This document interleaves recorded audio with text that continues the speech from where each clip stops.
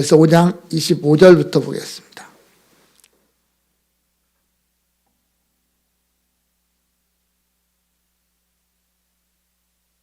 다니엘서 5장 25절부터 31절까지 우리 한 목소리로 같이 읽겠습니다. 같이 읽습니다. 기록된 글자는 이것이니 곧 메네 데겔 우바르시니라. 그 글을 해석하건대 메네는 하나님이 이미 왕의 나라의 시대를 세워서 그것을 끝나게 하셨다 하며, 데겔은 왕을 저울에 달아보니 부족함이 보였다 하며, 베레스는 왕의 나라가 나뉘어서 메대와 바사 사람에게 준 바 되었다 함이니이다 하니, 이에 벨사살이 명하여 그들이 다니엘에게 자주색 옷을 입히게 하며 금 사슬을 그의 목에 걸어주고 그를 위하여 조서를 내려 나라의 셋째 통치자로 삼으니라. 그날 밤에 갈대아 왕 벨사살이 죽임을 당하였고 메대 사람 다리오가 나라를 얻었는데 그때 다리오는 62세였더라. 아멘. 우리가 보는 다니엘서의 큰 주제는 역사의 주인이신 하나님이라고 하는 것이었습니다. 하나님이 이 세상의 모든 역사를 친히 주장하신다라는 거죠.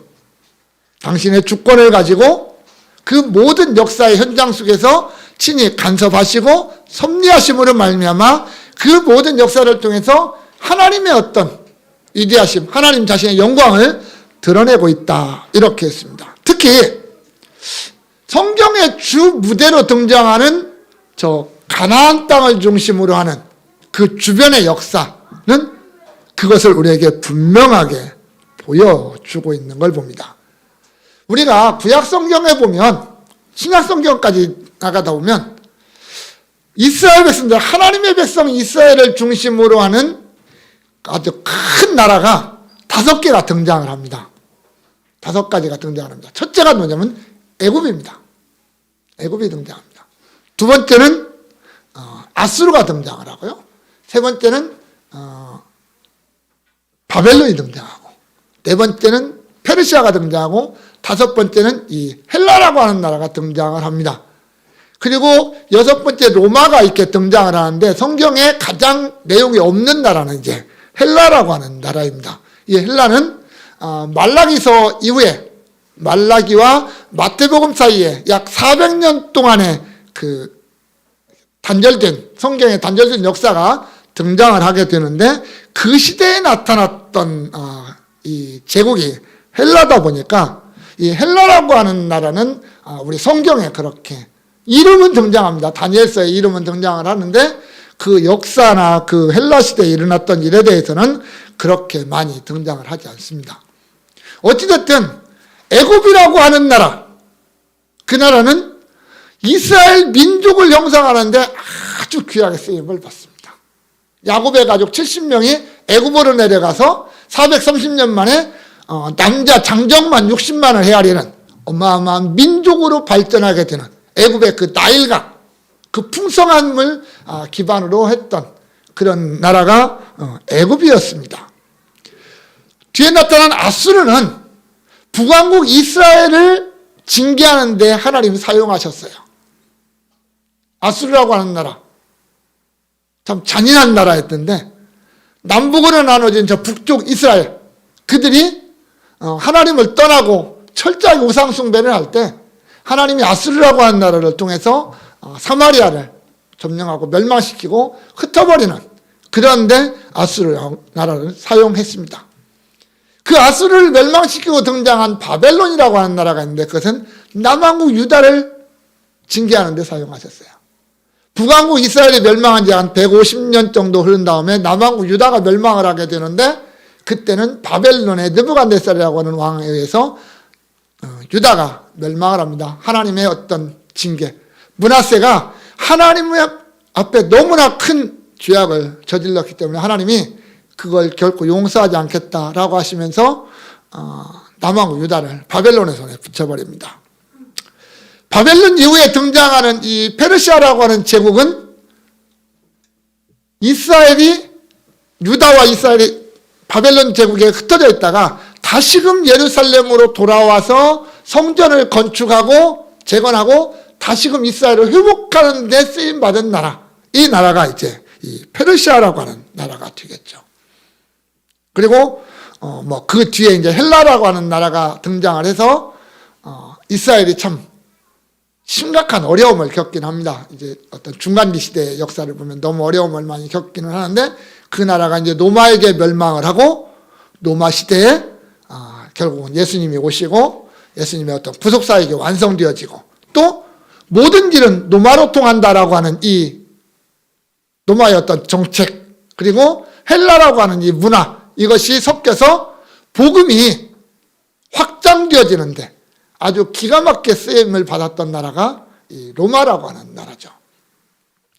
이처럼 결국 모든 역사는, 성경에 등장하는 모든 역사는 이스라엘이라고 하는 하나님의 백성을 중심으로 이루어져 가고 있다고 하는 거죠.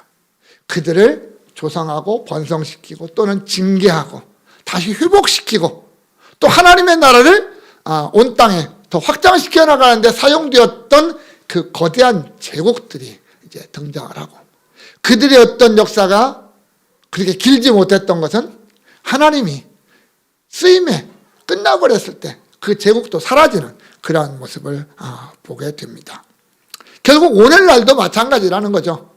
결국은 이 세상의 중심은 하나님이고, 하나님이 모든 것의 역사의 중심이고, 또 이 세상의 중심은 교회가 되는 것이고, 이 세상의 중심은 바로 하나님을 믿는 내가 된다라는 겁니다.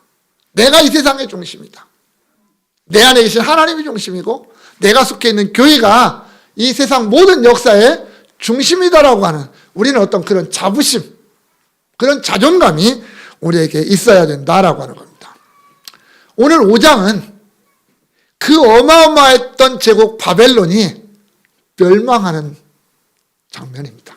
근데 성경이 이 바벨론이라고 하는 나라의 멸망에 대해서 아주 너무나도 간단하게, 너무나도 그냥 쉽게 지나가 버리기는 합니다.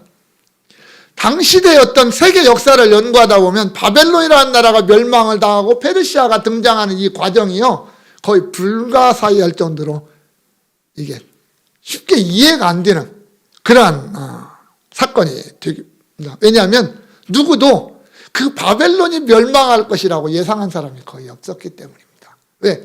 바벨론은 그만큼 어떤 견고한 나라였었거든요. 그런데 그러한 나라가 하루아침에 멸망을 당해버리고 말았습니다. 오늘 그 과정 속에 나타난 메네 데겔 우바르신이라고 하는 말인데, 이게 우리나라 말은 아닙니다. 히브리어도 아니고요, 아람어라고 하는 단어입니다. 그러나 이 단어 속에 담겨져 있는 하나님의 어떤 계획, 하나님의 섭리가 무엇인가를 우리가 한번 보면서 이 역사의 주인이신 하나님, 나의 주인이신 하나님을 다시 한번 우리가 만나보기를 원합니다.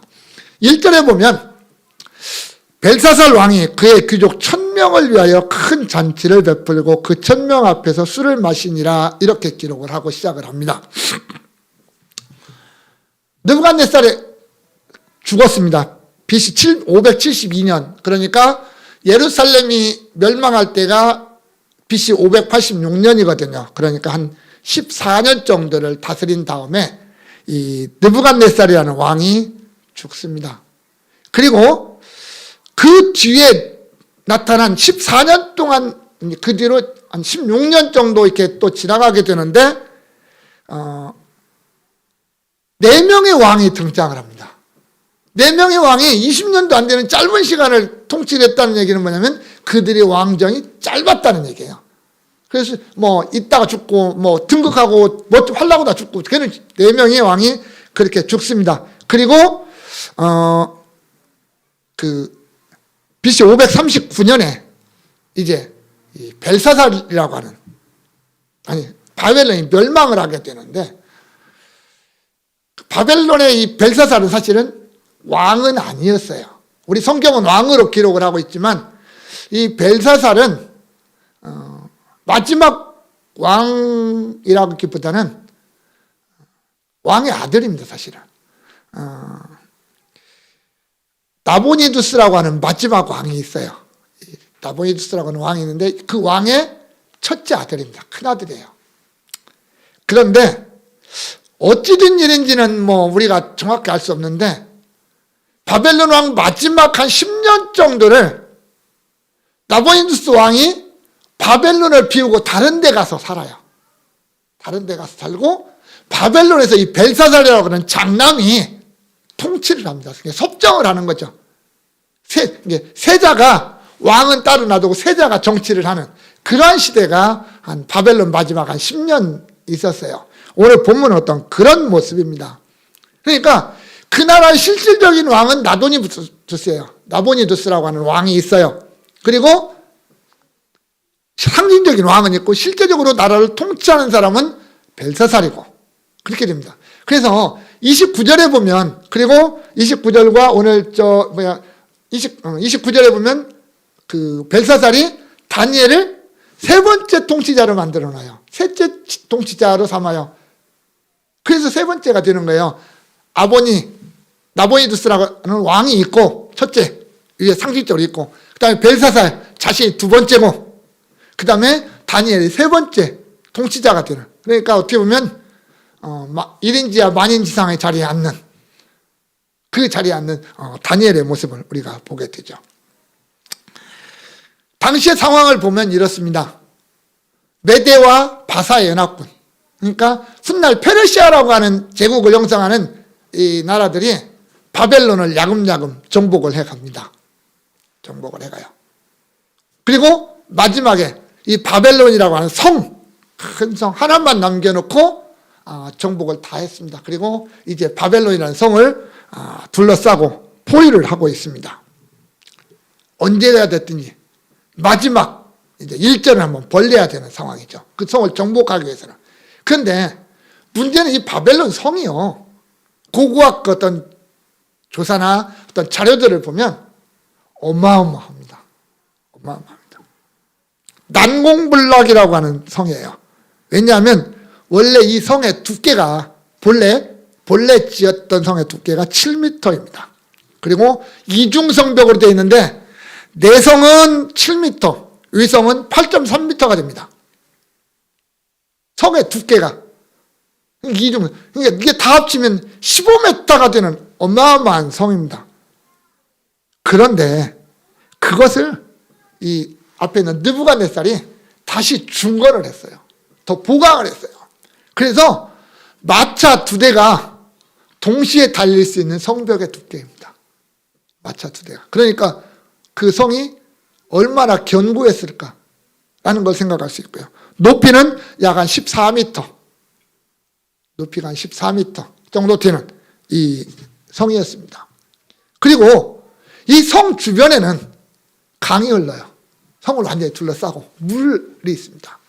강이 흘러가요. 그러니까 이게 참 공격하기가 쉽지 않은 그리고 이 강물이 성 주변으로 말하는 게 아니라 성 가운데를 관통해서 지나가도록 만들어놨습니다. 그러니까 안에서는 물 걱정을 안 해요. 성 안에서는. 그러니까 아무리 포위를 해놔도 안에서 살고 있는 데는 지장이 없었다라고 합니다. 그 시대의 바벨론 안에는 의부와 단절 때도 최소한 3년은 먹고 살 만큼 최소한 3년은 먹고 살 만큼의 양식을 준비해 놨다. 그렇게 기록이 되어져 있습니다. 그러니까 지금 사실 전쟁 중입니다. 의부에서는 연합군이 둘러싸고 있고 포위하고 있고 안에는 완전히 갇혀 있습니다. 그런데 오늘 1절에 뭐 하고 있냐면 잔치하고 있어요. 왕이 귀족 1000명을 데리고 잔치하고 있어요. 왜 그랬을까요? 이 왕이 정상이 아니었을까요? 이 벨사살이 왜 여기서 잔치를 하고 있었을까요? 그건 이런 거예요. 우리는 걱정 없다. 우리는 저것들 아무리 지그들이 발버둥 쳐봤자 이 성 못 들어온다. 그러니까 우리는 안전하다. 이거 보여주기 위한 어떤 쇼맨십이겠죠. 사기를 올려주고 우리는 이겨낸다. 버텨낼 수 있다. 라고 큰 소리를 치고 있는 거죠. 한참 그래서 먹고 마시고 그 밤에 잔치를 하고 있는 겁니다. 그런데 2절에서부터 4절에 보면 이 벨사살이 이상한 짓을 하나를 해요. 갑자기 술을 마시다 말고 창고에 가가지고 금, 은으로 된 그릇들을 가져와라 이렇게 말을 해요. 근데 그게 어디서 가져온 거냐면 예루살렘 성전에서 가져온 겁니다. 유대 예루살렘 성전에서 하나님을 섬길 때 쓰던 그 그릇들을 가져와라 이거예요. 잔이나 그릇들을 가져가서 거기에다가 술을 마시기 시작했습니다. 이게 뭐 왕이니까 뭐 할 수 있겠지 라고 말할 수 있지만 미신이나 우상을 섬기는 사람들일수록 이런 데에 대한 어떤 반감이 아주 강합니다. 사실은 내가 하나님을 안 믿어도, 내가 교회 안 다녀도 교회 안 다니는 사람들이 교회 안에 와서는 함부로 행동 안 하거든요. 그 사람들은 뭔가 그런 어떤 막연한 두려움 이런 게 있기 때문에 그래요. 근데 벨사살이 예루살렘 성전에서 그릇을 가져다 술을 마신다? 이건 사람들이 그렇게 썩 좋아할 일은 아니었어요. 그런데도 왕의 명령이었으니까 그렇게 합니다. 왕의 명령이었어요. 왕이 하는 이 일은 아마 잔치를 벌이는 어떤 그런 과정, 그 출발점과 비슷한 의미를 가지고 있을 거예요. 한마디로 얘기하면 이런 거죠.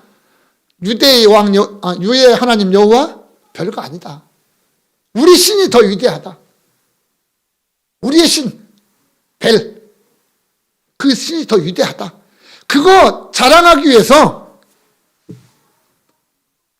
그 그릇 가져오라고 했던 것 같아요. 우리가 정복하지 않았느냐. 결국은 우리 신이 유대의 신 여호와보다 더 강한 거 아니냐.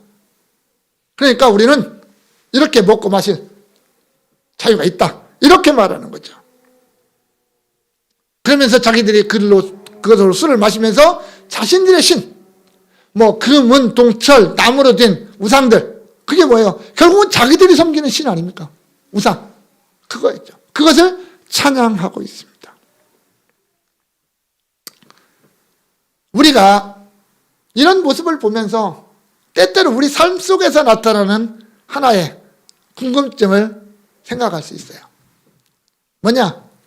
예수 잘 믿는 나와 예수 안 믿는 저 세상 사람들에 대한 비교예요.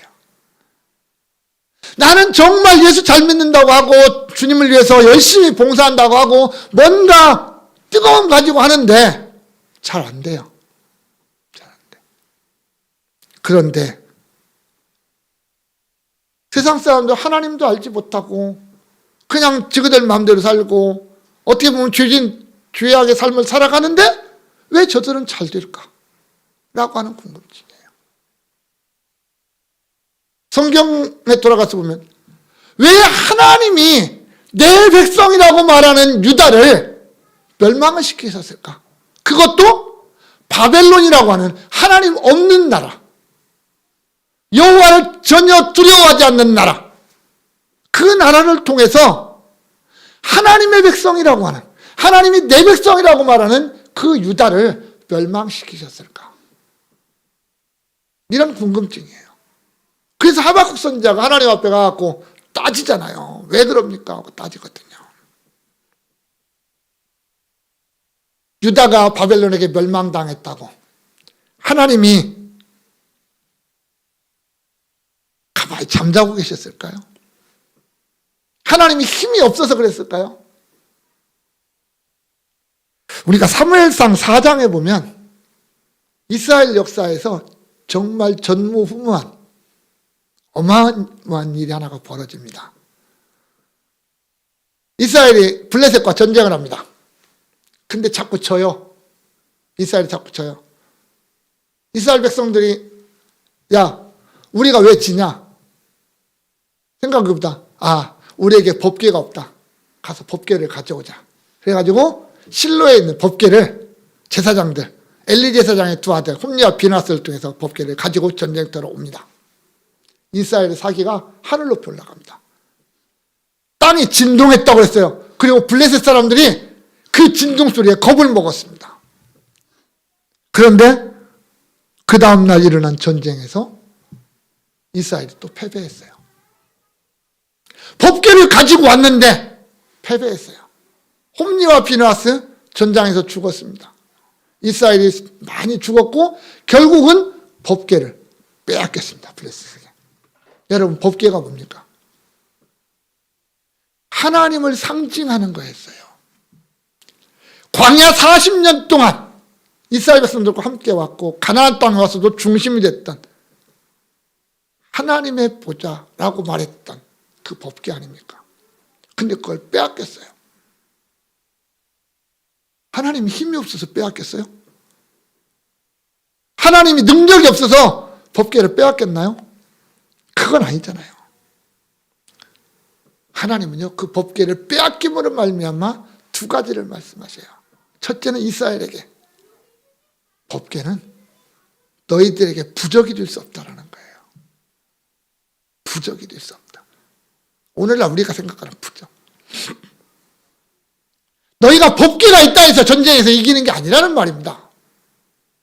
법궤만 가는 것은 아무 의미가 없다. 내가 가야 되고 내가 그 자리에 있어야 되고 내가 이겨야 되는데 너희는 나는 빼놓고 여호와는 빼놓고 법궤만 생각하고 있는 거예요.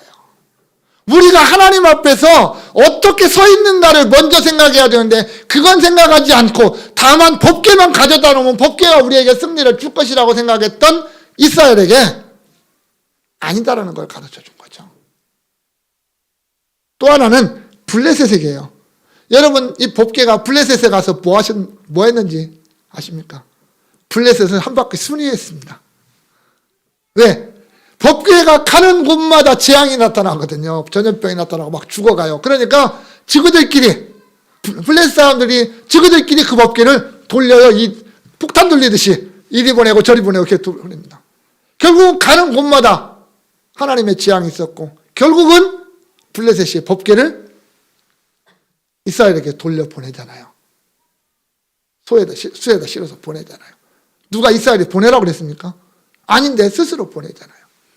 결국은 뭐냐면 하나님이 블레셋 한 바퀴 돌고 너희들 아무것도 아니라는 걸 보여주고 다시금 내 백성 이스라엘에게로 돌아오시는 장면이 그 법궤가 돌아오는 모습입니다. 결국은 뭐냐? 하나님이 약해 보이는 것 같고 하나님이 없는 것처럼 보인다 할지라도 하나님이 없는 게 아니라는 거예요. 오늘 내가 믿는 하나님이, 오늘 내가 믿는 예수님이 내 눈에 안 보이고 내 삶 속에서 뭔가 나에게 일으켜주지 않는다 할지라도 내 삶의 주인은 하나님이시고 그 하나님이 내 삶의 모든 것을 쥐고 인도하신다라는 거예요. 그걸 믿자라는 거예요. 오늘 벨사살이 무슨 짓을 해도 예루살렘의 성전에 있는 그 기명 오직 하나님만 여호와만을 섬기기 위해서 만들어 놓았던 그것을 가지고 지가 술 먹고 유흥 즐기고 지 우상을 찬양하는 데 쓰고 있다 할지라도 하나님은 우리 하나님 여호와는 여전히 하나님으로 계시고 역사의 주관자로 계신다라고 하는 것을 잊지 말자라는 겁니다. 우리가 인간이 가장 죄악된 모습이 뭘까라고 한다면 가장 쉽게 생각하는 게 바로 이 교만이라는 겁니다. 인간에게 죄가 들어오는 아담과 하와의 선악과 사건의 핵심은 뭘까요? 하나님. 하와가 왜 선악과를 따먹었는지 아시죠? 뱀이 와서 뭐라고 합니까? 결코 죽지 아니하리라. 그리고 네가 그걸 먹으면 어떻게 될 거다? 하나님과 같이 되리라. 이렇게 말을 합니다. 그런데 뱀이 말하는 하나님이 우리가 오늘 말하는 그 하나님이냐? 그건 아니었어요. 분명 아닙니다. 그런데 하와가 들을 때는 그렇게 생각했던 거예요. 우리 그러잖아요. 옆에 미운 사람 하나 있으면 가끔 잘난 척하면 뭐라 그래요? 우리 너 잘났다 그러죠? 네? 너 잘났다. 말하는 사람의 의미는 진짜 잘났다는 얘기가 아니잖아요. 근데 그 사람은 진짜 자기가 잘난 줄 알아요. 하와가 그거예요. 그래서 선악과 따먹습니다. 그게 교만이에요. 내가 하나님보다 더 높아지려고 하는, 하나님의 자리에 내가 앉으려고 하는 것, 이게 교만이에요. 그래서 성경은 교만에 대해서 엄청 경고해요. 잠언서 16장에서 그러죠. 교만은 패망의 선봉이요 거만은 넘어짐의 앞잡이라. 사람의 마음의 교만은 멸망의 선봉이다. 이렇게 말해요. 그런데 사람들이 그걸 몰라요. 그리고 교만이 뭐냐?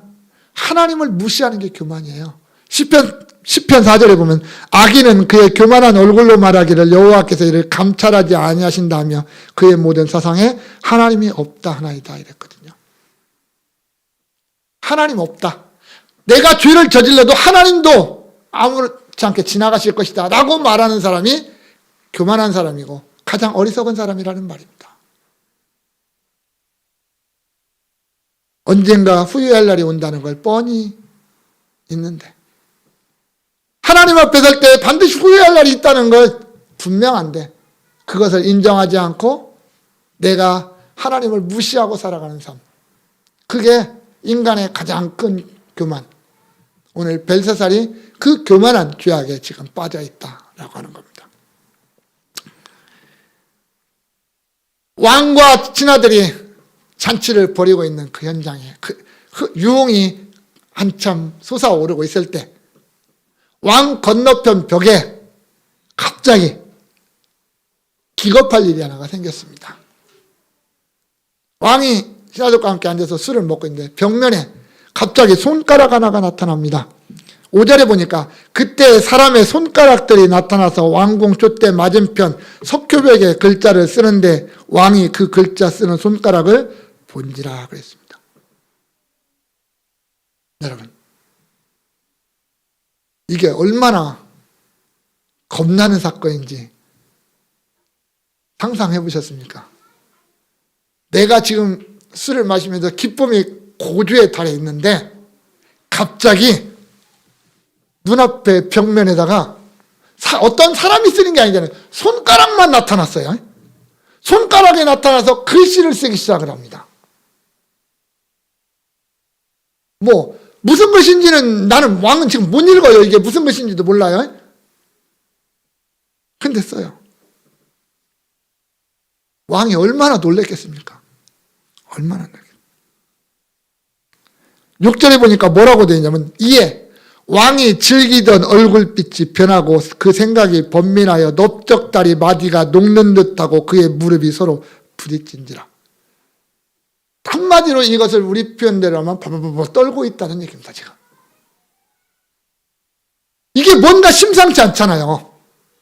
지금의 이 자리의 모습과 자기가 하는 행동을 자기가 아니까 이것과 앞에 나타난 현상을 보면 이게 비교를 해보면 얼마나 두려웠으면 부들부들 떨고 있는 거예요. 지금 왕이. 그 얼굴이 술 먹고 얼굴이 벌겋으로 했겠죠. 그 얼굴이 아마 잿빛으로 변했을 것 같아요. 거의 저승사자의 얼굴로 바뀌었죠. 죽음의 공포를 느끼고 있는 거예요. 바들바들 떨고 있는 거죠. 그도 그렇지 않겠습니까? 얼마나 이게 좀 글씨가 환상으로 보이는 게 아닙니다. 그냥 벽에 새겨져 있습니다. 지금. 그러니 더 놀래죠. 왕만 그 글씨를 보는 게 아니라 주변의 신하들까지 다 그걸 지금 보고 있는 거예요. 그걸. 또 부르는 사람이 있죠. 왕이. 예전에 그의 한때 할아버지 느부갓네살을 불렀던 것처럼 지혜자들을 또 불러 모으기 시작합니다. 갈대아 지혜자들을 다 불러서 이 글을 읽고 해석해봐라.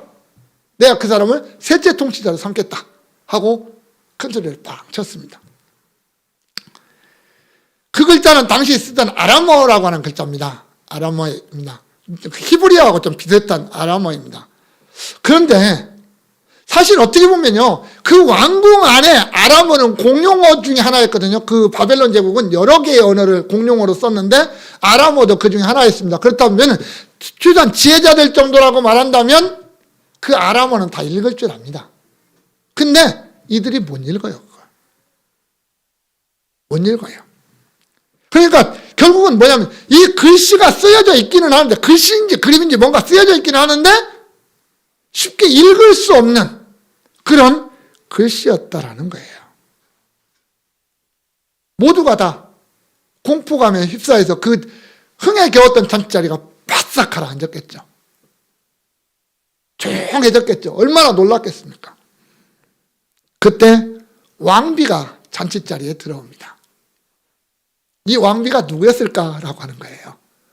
왕비가 벨사살의 아내는 아닙니다. 그죠? 왜 아니겠어요? 이미 왕후들하고 비비들까지 다 데려다가 잔치하고 있었으니까 밖에서 들어오는 왕비는 벨사살의 아내는 아닙니다. 근데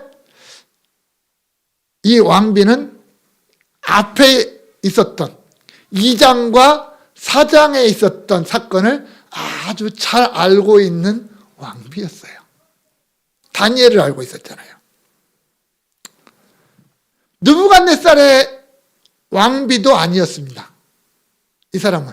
왜냐하면 역사의 기록에 의하니까 그래요. 느부갓네살의 왕비는 이미 바벨론이 멸망하기 9년 전에 죽었거든요. 느부갓네살보다 좀 더 오래 살았지만 죽어서 없습니다. 그렇다면 결국 이 왕비가 누구였을까라고 본다면 벨사살의 어머니였을 거다라고 보는 거예요. 왜냐하면 우리가 에스더라고 하는 그 성경을 읽다 보면 왕비라 할지라도 왕 앞에 함부로 나아갈 수 없었다라는 게 등장합니다. 그건 분명 페르시아 제국 시대이겠지만 당시에 바벨론도 같은 어떤 계통이었거든요. 그러니까 왕비가 왕의 부름이 없이 왕 앞에 나아가는 것 목숨 걸고 나가는 겁니다. 그러니까 쉽게 나갈 수 없어요. 그런데 지금 이 잔치자리에 왕비가 왕의 초청도 없이 나타납니다. 그 이야기는 그만한 어떤 세력을 가지고 있는, 힘을 가지고 있는 사람이어야 된다라는 것을 우리가 생각할 수 있는데, 역사의 기록에 의하면 이 벨사살의 어머니가 벨사살의 버금가는 권력을 쥐고 있었다라는 것을 우리가 보여주고 있거든요. 그리고 이 벨사살의 어머니는 예전에 이 벨사살 전에 있었던 역사들에 대해서 아주 잘 알고 있었던 그런 여인이었습니다. 그래서 이 여인이 들어와서 벨사살에게 다니엘이라고 하는 사람을 추천을 합니다. 왜냐하면 그 아버지 때에 있었던 아주 지혜로운 다니엘이라는 사람이 있습니다 라고 추천을 합니다. 그렇다면 이 자리에 지금 다니엘은 없었다는 얘기거든요. 왜 그랬을까 했더니 벨사살이 좀 유대인들을 좀 천하게 여겼습니다. 그래서 유대인들의 관직에 있던 사람들을 다 몰아냈습니다. 그리고 갈대아 사람들만 데리고 정치를 했던 사람이 이 벨사살이었거든요. 그래서 다니엘이 벨사살 앞에 딱 왔을 때 벨사살이 물어본 첫 번째 질문이 뭐냐면, 네가 나의 부왕이 유다에서 사로잡아온 유다 자손 중에 그 다니엘이냐, 이렇게 물어요. 13절에 보면 그렇게 말해요. 한마디로 얘기하면 너 히브리인 아니냐, 너 포로로 잡혀온 그 히브리 사람 아니냐, 이렇게 깔보는 것이죠. 네가 아무리 과거에 바벨론의 최고 통치자였고 지금은 나이가 80 정도 돼 있거든요. 다니엘이 80 정도 된 그 고령의 나이일지라도 너는 한낱 유다에서 잡혀온 포로 중에 한 사람이 뿌리지 않느냐라고 말하고 있는 거예요. 어떻게 보면 우리가 인간적으로 봐도 다니엘을 그렇게 대우할 수는 없잖아요. 느부갓네살이 그렇게 존중해줬던 사람 다니엘. 그리고 바벨론이 정말 어렵고 힘들 때 바벨론의 어떤 중심을 잡고 그래도 바벨론을 바로 세우기에 힘썼던 다니엘에 대해서 함부로 할 수는 없을 거다라고 우리가 생각하는데, 이 벨사살은 그러한 다니엘을 좀 무시하는 그런 모습을 보여주고 있습니다. 그럼에도 불구하고 자기 어머니 그 왕비가 했던 말이 있으니까 다니엘에게 부탁을 합니다. 이 글을 좀 읽고 해석을 해줘라. 그러면 내가 너를 셋째 통치자로 삼겠다라고 약속을 합니다. 하지만 다니엘이 이렇게 말합니다. 17절에 왕의 예물은 왕의 친히 가지시고, 왕이 나에게 주고자 하는 그 예물들은 친히 가지시고, 왕의 상급은 다른 사람들에게 주십시오. 그럴지라도 내가 왕을 위해서 이 글을 읽고 그 해석을 알려드리겠습니다 라고 당당하게 이야기를 합니다. 왜냐하면 다니엘은 알고 있거든요. 다니엘은 벌써 그 글을 읽었고 그 글이 무엇을 의미하는지를 알고 있다는 거예요. 그래서 왕 앞에 내가 그것을 해석하겠습니다 라고 말합니다. 그러면서 장황하게 이야기를 시작합니다. 뭐냐면 과거 느부갓네살 왕 시대에 있었던 역사, 특히 사장의 역사를 아주 짤막하게 요약해서 벨사살에게 이야기를 합니다. 우리가 사장을 볼 때 느부갓네살이 큰 나무를 보고 꿈에서 보고 또 쫓겨나서 들짐승처럼 7년 동안 살았다, 우리가 그것을 봤잖아요. 그러면서 그 원인이 뭐냐면 느부갓네살의 교만 때문에 그랬다. 이 바벨론의 어떤 세운 것이 내 능력과 내 권위가 아니었느냐라고 하는 이 교만 때문에 그랬다라는 것을 우리가 봤었습니다. 그래서 누구도 여호와 하나님 앞에서 교만하지 말아야 된다. 우리 하나님 앞에서 교만하지 말자. 그것을 생각했던 거거든요. 그런데 왕 당신은 그런 느부갓네살 왕 당시에 있었던 그 사건을 당신도 알고 있음에도 불구하고 그 느부갓네살의 그 사건을 말씀하셨고 이루셨던 그 하나님, 그 여호와를 당신이 지금 모독하고 그 하나님의 성전에서 사용해야 될 그 그릇을 갖다가 술을 마시고 있다. 이것은 당신의 교만입니다. 당신의 교만이 극에 달했을 때 하나님이 당신을 경고하고 당신을 징계하시기 위해서 벽에다가 손가락으로 글씨를 쓰신 것입니다. 이렇게 말을 하는 겁니다. 그리고 그 글을 해석을 합니다. 그런데 이 글은 완료형으로 되어 있습니다. 3개의 단어예요. 3개의 단어인데 메네와 메네는 똑같은 거니까 2번 반복을 해서 강조를 한 거고요. 그 다음에 대결이라는 것이 있고 우바르신은 그리고 베레스의 복수형에서 우바르신 그게 되어 있습니다. 자, 완료형이라는 것은 이미 끝났다라는 거예요. 하나님이 이미 그렇게 끝내셨다라는 거예요. 그런데 아직 시작도 안 했잖아요, 사실은. 아직 안 됐는데 하나님이 완료형으로 말씀하시는 것은 그만큼 그 일이 확실하다라는 것을 강조하기 위해서 완료형으로 씁니다. 3가지입니다. 첫째는 뭐예요? 메네라는 말이에요. 이 메네라는 말은 계산한다는 말입니다. 계산한다. 근데 반복이 됐어요. 메네. 하나님이 계산을 하고 또 계산을 해서 이제 더 이상 계산할 가치가 없어서 끝냈다라는 거예요. 딱 마무리됐다라는 거예요.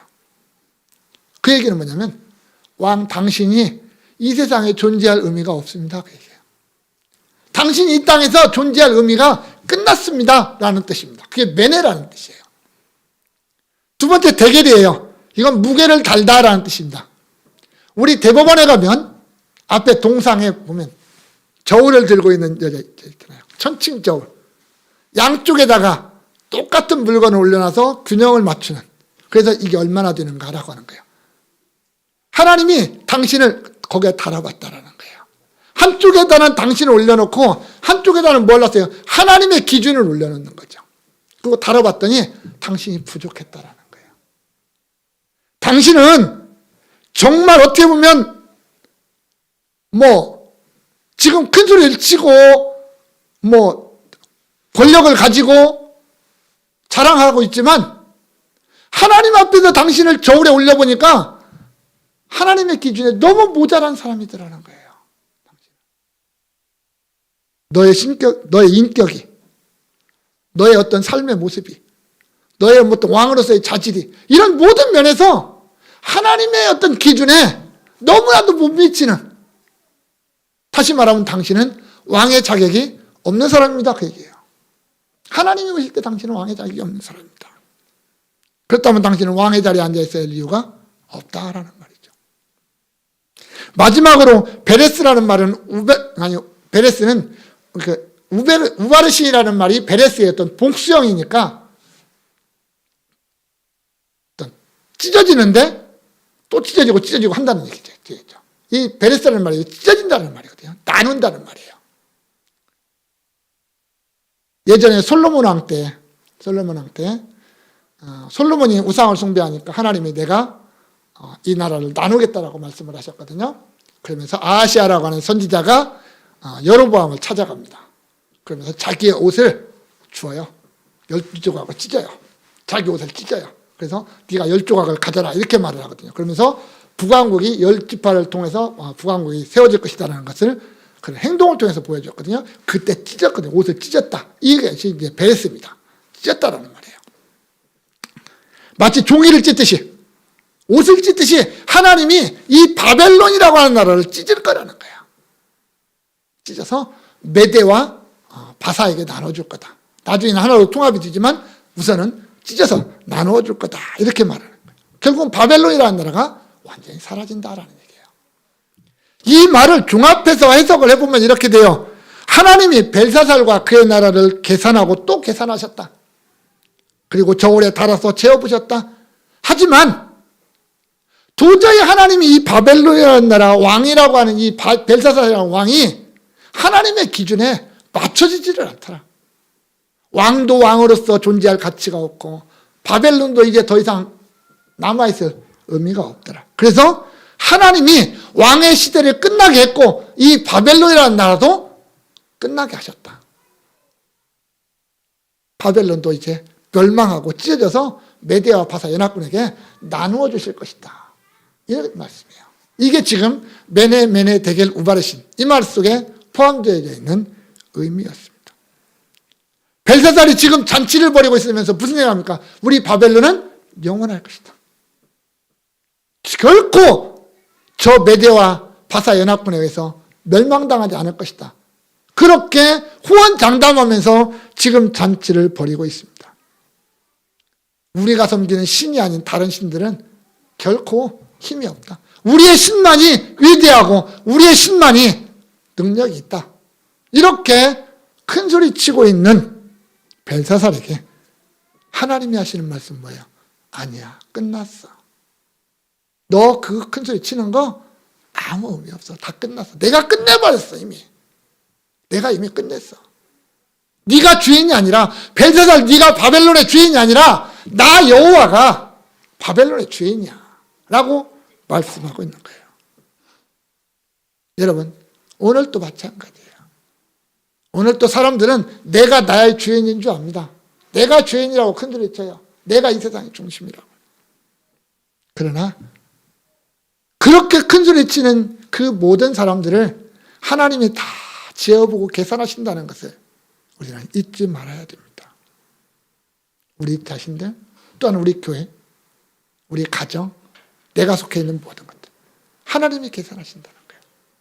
근데 만약에 거기에서 하나님이 계산에 부족하다라는 결과가 나온다면 얼마나 부끄러운 일이겠냐는 거예요.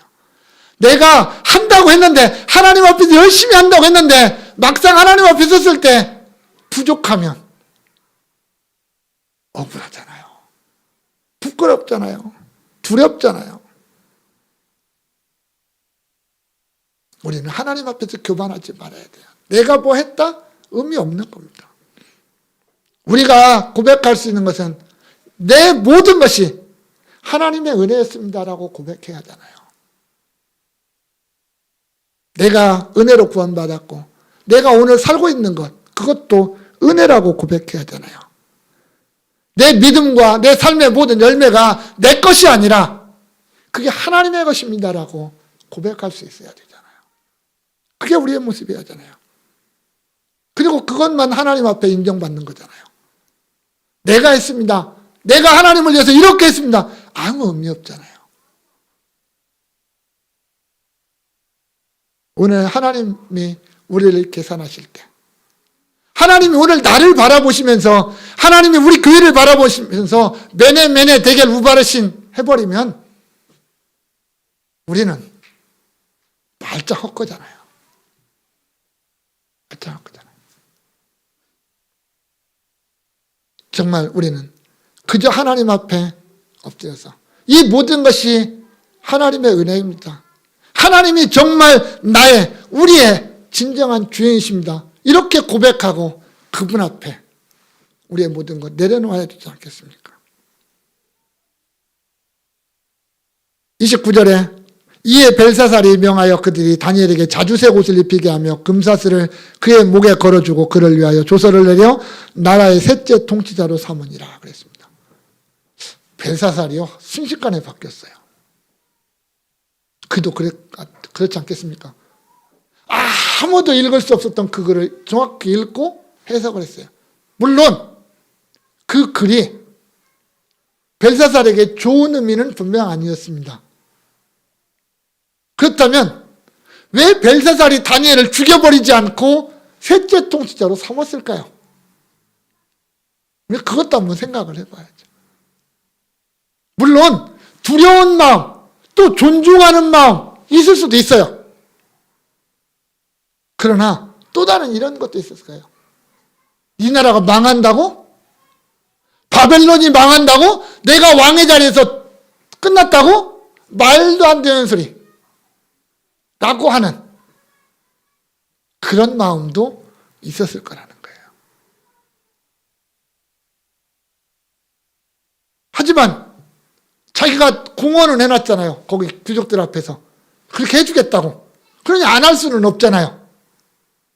그리고 셋째 통치자로 삼는다고 할지라도 자기 자리가 위험해지는 건 아니잖아요. 그러니까 다니엘에게 세 가지를 줍니다. 자주색 옷. 성경에서 자주색 옷은 누구를 상징하냐면 왕을 상징합니다. 예수님이 십자가에서 못 박히시기 전에 로마 군병들이 예수님에게 입혔던 옷이 자주색 옷, 홍포였어요. 그래놓고 그 예수님 앞에 꿇어엎드려서 왕이여 평안할지어다 하고 예수님을 희롱했었잖아요. 그런 자주색 옷이에요. 그러니까 자주색 옷을 입는다라는 것은 보통이 아니라는 거죠. 금사슬, 왕이 자기 목에 걸고 있는 거예요, 원래. 왕이 자기 목에 걸고 있는 거. 그것을 벗어서 다니엘에게 걸어줬다는 이야기입니다. 그러니까 어떤 좀 쉽지 않은 어떤 그런 거겠죠. 셋째 통치자, 다니엘에게 줄 수 있는 최고의 어떤 권력, 그것까지 함께 준 거죠. 그런데 이 보상의 의미가 과연 있었을까요? 다니엘이 자주색 옷 입고 금사슬 목에 걸고 셋째 통치자로서 뭐 했을까요? 한 거 아무것도 없습니다. 왜 그랬어요? 오늘 30절에 그러잖아요. 그날 밤에 갈대아 왕 벨사살이 죽임을 당했다. 여러분, 그날 밤이에요. 지금 잔치하고 있는 그날 밤, 메네메네 데겔 우바르시라는 글자가 쓰여졌던 그날 밤, 그것이 해석된 그날 밤에 벨사살이 죽었어요. 그리고 바벨론이 멸망당했어요. 그러면 다니엘이 셋째 통치자로 한 게 뭐 있어요? 아무것도 없습니다. 아마도 벨사살은 그랬을 거예요. 다니엘이 그렇게 얘기를 해도 이게 오늘 밤에 이루어질 거라고는 생각 안 했을 거라는 말이에요. 이 난공불락의 성이 무너질까? 그런데 그 밤에 메대와 바사 연합군은 뭐 한지 아십니까? 저 안에 잔치하는 동안 강물을 막아버렸어요. 그리고 그 강물을 다른 데 돌려버렸어요. 강물이 흐르지 않는 강바닥은 군사들이 통행할 수 있는 아주 기가 막힌 통로가 되어버렸잖아요. 아까 말씀드렸죠. 성 중앙으로 흐르는 강이 하나가 있었다고. 그 강물이 못 들어가니까 그건 뭐 군사들이 뭐 힘차게 행진할 수 있는 대로가 되어버렸잖아요. 그 밤에 결국은 들어가서 바벨론을 멸망을 시켜버렸거든요. 그리고 31절에 메대 사람 다리오가 나라를 얻었는데 그때 다리오는 62세였다 그랬습니다. 62세라는 나이는 결코 적은 나이가 아니에요. 그럼에도 불구하고 그 62세 된 다리오가 그 강력한 나라라고 말했던 바벨론을 멸망시키는 주역이 됐다라는 거겠죠. 사람의 생각, 사람이 하는 일과는 전혀 다르게 하나님이 역사를 그렇게 주관하시고 섭리하셨다라고 하는 것을 보여주고 있습니다. 결국 하나님이 바벨론 역사를 끝냈어요. 메대와 바사가 바벨론의 역사를 끝낸 게 아니라 하나님이 그렇게 하셨다는 거예요. 그걸 알려주는 분명한 사건이 벽에다가 하나님이 메네 데겔 우발신이라고 글자를 써놓은 거예요. 네가 잘난 것 같고 네가 뭔가 힘 있는 것 같지만 아니다. 메대와 바사가 지금 공격하고 들어오기 때문에 이 나라가 멸망하는 게 아니라 여호와 내가 이 나라를 이미 그렇게 끝냈다. 그러니까 바벨론의 역사는 끝난 것이다. 이렇게 말씀하시는 거예요. 벨사살이 그 다니엘의 음성을 듣고 준비했다면 혹시 몰랐겠죠. 그런데 준비하지 않았어요. 준비하지 않았잖아요. 결국은 멸망하는 거죠. 하나님의 경고의 음성을 들었음에도 불구하고 준비하지 않는 벨사살의 마지막은 당연한 결과였다. 그렇게 볼 수 있겠죠. 사랑하는 성도 여러분, 본문에 등장하는 벨사살의 이 마지막 시대의 모습, 오늘의 우리의 모습에 한번 돌이켜보자는 겁니다. 예수님은 분명 이 시대를 살아가는 사람들에게 이렇게 말씀하십니다. 회개하라, 천국이 가까이 왔느니라. 예수님이 공생애를 시작하시면서 첫 번째 주신 복음의 말씀이 회개하라, 천국이 가까웠느니라 했습니다. 그리고 공생애를 마치는 마지막 때는 제자들과 앉아서 마지막 시대에 어떤 일이 일어날 것인가 라고 하는 것을 말씀하셨어요. 그리고 마지막 때에는 회개하고 준비해야 된다. 누구처럼? 지혜로운 다섯 처녀처럼. 충성된 종, 5달란트, 2달란트 받은 종처럼 그렇게 준비해야 된다. 양과 염소 편처럼, 양들의 편에 서 있는 사람처럼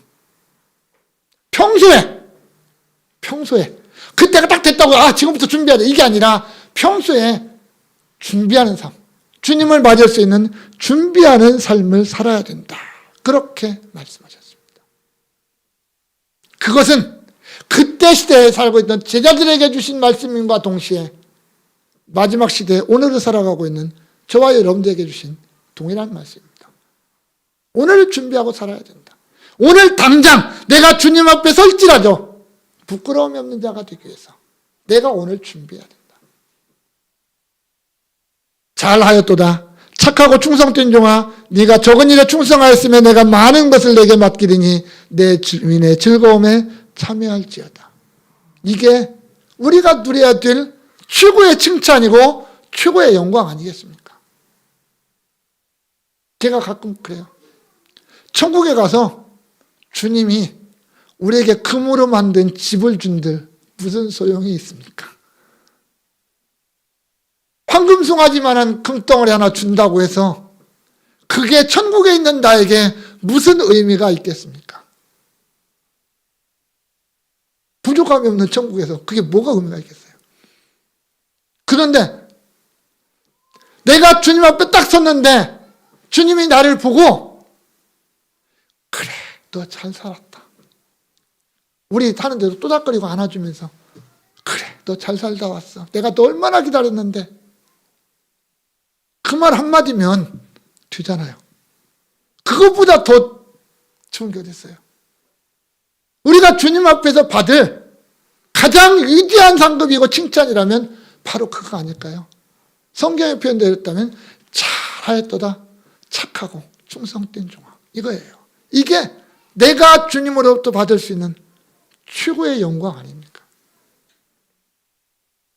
우리는 벨사살처럼 그 마지막 경고를 듣고도 준비하지 못하고 멸망하는 그런 사람이 아니라 우리의 삶을 준비하고 마지막을 준비하고 내가 주님 앞에서 둘 때 부끄러움이 없는 삶으로 설 수 있는 그런 날을 기다리고 준비해야 되지 않겠습니까? 왜? 그 모든 역사는 주님이 하십니까? 주님이 그날과 그때를 다 당신 편에서 하셨으니까. 하나님이 주인이니까. 역사의 주니까. 내가 오늘 잘 살고 있지만 지금 숨쉬고 있지만 내일 일은 난 몰라요잖아요. 우리 잘 아시잖아요. 은하기는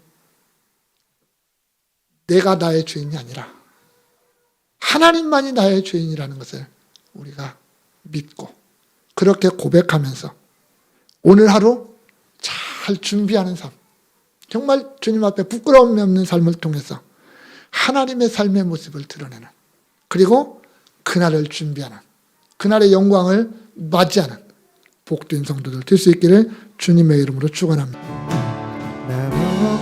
나도 주님을 바꾸지 않으리. 다른 어떤 은혜 구하지 않으리.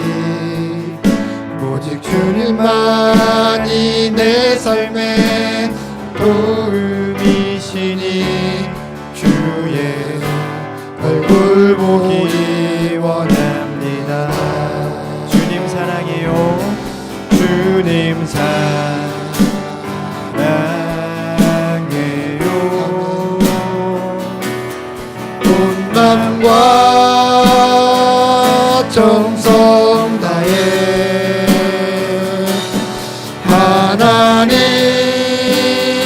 하나님의 신실한 친구 되기 원합니다. 주님 사랑해요.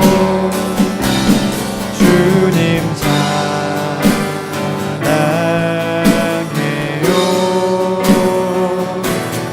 온 마음과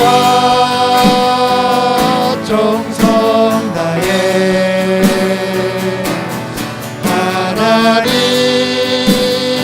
하나님의 신실한 친구 되기